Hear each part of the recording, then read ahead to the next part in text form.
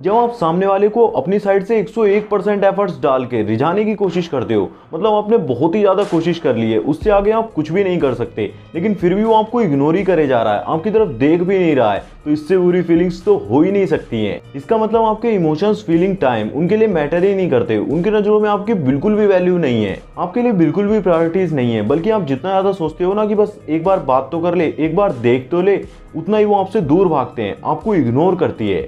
तब क्या करना चाहिए? इसी के लिए आज की इस वीडियो में मैं आपको कुछ ऐसी डार्क साइकोलॉजिकल ट्रिक्स के बारे में बताने वाला हूँ ना, जिनको अगर आप अपनी रियल लाइफ में अप्लाई करते हैं तो जो अभी आपको इग्नोर कर रही है ना, वही आपके पास आने के लिए, आपसे बात करने के लिए अपना 100% एफर्ट्स डालना शुरू कर देगी। ये ट्रिक्स वाकई में अमेजिंग है। इनकी ऐप से आप किसी को भी अपना दीवाना बना सकते हो, किसी से भी अपनी बात मनवा सकते हो, किसी को भी मैनिपुलेट कर सकते हो। इसलिए वीडियो को लास्ट तक जरूर देखना, ये वीडियो काफ़ी ज़्यादा इंफॉर्मेटिव होने वाली है। अगर आपने अभी तक चैनल को सब्सक्राइब नहीं कर रखा है ना, तो क्या कर रहे हो यार, चैनल को सब्सक्राइब जरूर कर लो, ऐसी कमाल की वीडियोस लाता रहूँगा।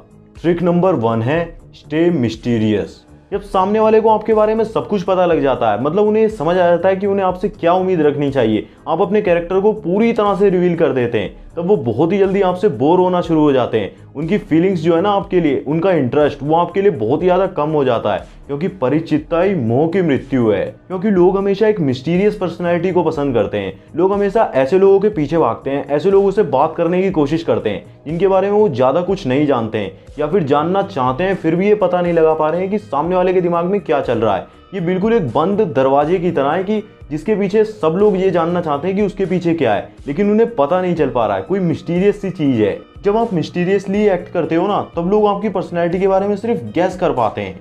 इसीलिए आपको कभी भी अपने पास्ट लाइफ या फिर फ्यूचर गोल्स को रिवील नहीं करना चाहिए, उन्हें होल्ड करके रखना चाहिए। Hold back your words strongly, मतलब जितना हो सके अपने बारे में बहुत कम बात करो। और लड़कियां हमेशा एक ऐसे लाइफ पार्टनर को पाना चाहती हैं जो कि उन्हें समय समय पर सरप्राइज देता रहे, इसमें उन्हें बहुत ही ज़्यादा मजा आता है। और ये पर्सनली मेरे लिए भी सबसे कमाल की ट्रिक है, या फिर कह सकते हैं कि स्किल है। Trick number 2, become unavailable. जो लोग बहुत ही ज़्यादा इजीली अवेलेबल होते हैं ना, मतलब लोगों की लाइफ में हमेशा अवेलेबल रहते हैं, लोगों की लाइफ में उनकी वैल्यू बहुत ही ज़्यादा कम होती है। मतलब आप खुद ही सोचो ना, आप कभी भी किसी ऐसे इंसान को पसंद करोगे जो हमेशा आपसे चेप होता रहता है, आपकी हर बात में हाँ हाँ करता रहता है, फिर चाहे वो गलत ही क्यों ना हो, सिर्फ इसीलिए कि कहीं आप उससे बात करना बंद ना कर दो, कहीं आप उससे रूठ ना जाओ, बुरा ना मान जाओ। ऐसे लोग हमेशा चेपू होते हैं, ऐसे चेपू लोगों को कोई भी पसंद नहीं करता। कहीं आप भी तो उन्हीं चेपू लोगों में से तो नहीं हो? मैं भी एक समय पर था। देखो, बेसिक ह्यूमन टेंडेंसी है, जो चीज़ हमारे पास होती है ना, उसको कभी भी वैल्यू नहीं मिलती है। तो ये बहुत ही ज़्यादा जरूरी है कि आप अपनी वैल्यू दिखाओ। सबसे पहले आपको ये समझना होगा कि आप बिल्कुल ही बेकार नहीं हो, निठल्ले नहीं हो, फालतू नहीं हो, जो आप हमेशा आगे पीछे ही घूमते रहोगे, हमेशा अवेलेबल ही रहोगे। आउट ऑफ सिलेक्शन वाली वीडियो में मैंने आपको बताया था ना, असली चीज़ जब घटती है जब आप एब्सेंट होते हो, तभी उन्हें आपकी वैल्यू का पता चलेगा। ऐसा आपको बिल्कुल भी नहीं करना है कि जैसे ही उनका मैसेज आया आपने तुरंत ही रिप्लाई कर दिया। ऐसे में आप बिल्कुल ही फ्री दिखोगे, ऐसे में आपकी वैल्यू बिल्कुल ही जीरो हो जाती है, जैसे कि आप उनके मैसेज का वेट ही कर रहे थे, और जैसे ही मैसेज आया आपने फटाफट फोन निकाला और धड़ धड़ धड़ मैसेज भेज दिया। अनअवेलेबल रहने का मतलब ये होता है कि आपके पास एंजॉय करने के लिए और भी 36 तरीके हैं। आपकी लाइफ सिर्फ एक ही इंसान के इर्द गिर्द नहीं घूम रही है, आप चाहें तो उन्हें आसानी से ही अपनी लाइफ से निकाल भी सकते हैं। और अपनी अटेंशन के प्रति सेंसिटिव बनाने के लिए आपको अनअवेलेबल रहना ही होगा। Trick number 3, prioritise your life and time. आपके पास हमेशा एक दिन में करने के लिए बहुत सारे काम होते हैं, और दिन में सिर्फ 24 घंटे ही होते हैं, तो एक दिन में तो सभी कामों को कंप्लीट नहीं किया जा सकता है। तो ये बहुत ही ज़्यादा जरूरी हो जाता है कि आप अपने सारे कामों को प्रायोरिटी वाइज और टाइम के हिसाब से सेट जरूर कर लें। किसी और की प्रायोरिटी बनने से पहले या फिर किसी और को अपनी प्रायोरिटी बनाने से पहले ये जरूरी है कि आप अपने कामों को प्रायोरिटी दो। अगर आपको रिलेशनशिप में हमेशा अपनी सेल्फ वर्थ और हैप्पीनेस को सेक्रीफाइस करना पड़ रहा है, कॉम्प्रोमाइज करना पड़ रहा है, तो आप बिल्कुल ही गलत जगह पर हो, क्योंकि आप इन सारी चीज़ों को ऐसे इंसान के लिए सेक्रीफाइस कर रहे हो जो कि कंसीडर ही नहीं करता आपको अपनी लिस्ट में। It's better to get your own priority set. देखो, लड़की अगर आपको इग्नोर कर रही है ना, हमेशा आपको लेट रिप्लाई दे रही है, तो पक्का आप उसके लिए एक ऑप्शन हो। उसकी प्रायोरिटी लिस्ट में फर्स्ट नंबर पे कोई और ही है, वो किसी और को ही पसंद करती है, आप फालतू में उसके पीछे पड़े हुए हो। लेकिन अगर आप फर्स्ट नंबर पर आना चाहते हो, उसकी प्रायोरिटी बनना चाहते हो, तो आपको खुद को बदलने की जरूरत है। आपको अपनी वैल्यू करना सीखना होगा, अपने टाइम की और कामों की वैल्यू करना सीखना होगा, अपनी नीड्स और हैप्पीनेस को वैल्यू देना कोई भी सेल्फिशनेस नहीं है। अपनी सेल्फ रिस्पेक्ट, डिग्निटी और इमोशनल वेलबींग के लिए पहले खुद को प्रायोरिटी देना बहुत ही ज़्यादा जरूरी है। आप ये क्लियर करो कि आप एक ऑप्शन की तरह ट्रीट नहीं होना चाहते। ये कोट आपने सुना ही होगा, if someone treats you as a option leave them as a choice.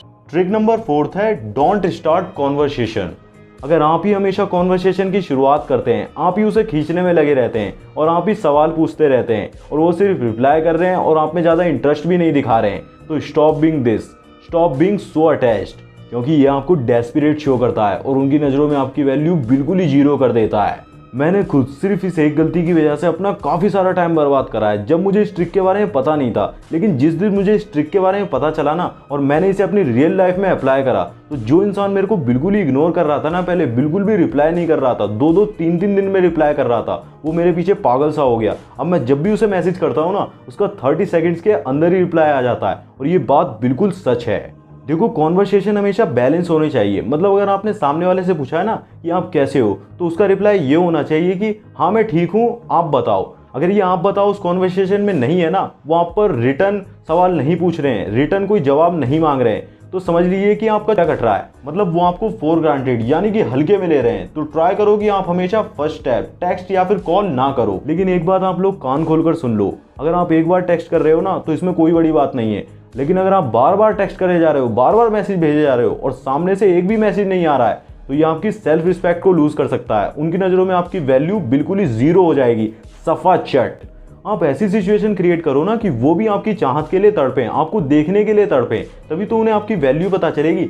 Art of seduction वाली वीडियो में मैंने इसके बारे में डिटेल में बात करी है। अगर आपने अभी तक वो आर्ट ऑफ सिडक्शन वाली सीरीज नहीं देखी है ना, तो आई बटन में प्लेलिस्ट का लिंक दे दिया है, एक बार जरूर चेक कर लेना। उसकी हेल्प से तो आप आसानी से मैनिपुलेट कर सकते हो। Trick number 5, stop being emotionally attached. ज़्यादातर मैंने अपनी लाइफ में ये ऑब्जर्व करा है कि जब हम बहुत ही ज़्यादा इमोशनल होते हैं ना, बहुत ही ज़्यादा खुश होते हैं या फिर बहुत ही ज़्यादा सैड फील कर रहे होते हैं, तो उस वक्त लिए गए 90% फैसले आगे चलकर गलत ही साबित होते हैं। देखो, किसी भी रिलेशनशिप को बिल्ड करने के लिए इमोशनली अटैच्ड होना जरूरी होता है, लेकिन यही इमोशंस आपकी वैल्यू को बढ़ा भी सकते हैं और कई बार वैल्यू को कम कर सकते हैं। इसीलिए ज़्यादातर किसी से भी बहुत ही ज़्यादा इमोशनली अटैच्ड होना नुकसान में ही होता है और इससे आपकी वैल्यू ओवरशैडो हो जाती है। पर जब आप अपने इमोशंस को बैलेंस करके चलते हैं ना, तो आप आसानी से ही अपनी फीलिंग्स को सामने वाले तक पहुंचा सकते हैं, और वो भी बिना ओवरवेल्म्ड हुए।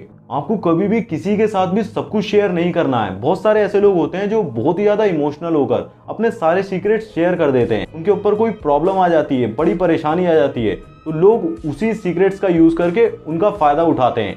आपको किसी से भी बहुत ही ज़्यादा इमोशनली अटैच्ड भी नहीं होना है और किसी पर भी बहुत ही ज़्यादा इमोशनली डिपेंड भी नहीं होना है। ये आपकी पर्सनैलिटी को स्टैंड आउट करेगा और आप काफ़ी ज़्यादा कॉन्फिडेंट, एक हाई वैल्यू मैन की तरह दिखोगे। तो दोस्तों, अगर आप डार्क साइकोलॉजी के बारे में और भी ज़्यादा वीडियोस देखना चाहते हैं और भी जानना चाहते हैं, तो कमेंट करके जरूर बता देना। इस पर मैंने पहले ही वीडियोज़ बना रखी हैं, आप चाहें तो प्लेलिस्ट को भी चेक कर सकते हैं। तो दोस्तों, आज की वीडियो के लिए बस इतना ही। मैं मिलता हूँ आपसे नई वीडियो में किसी न्यू टॉपिक के साथ। तब तक आप ऐसी वीडियोज़ को देखते रहें और सीखते रहें। जय श्री राम, जय हिंद, जय भारत।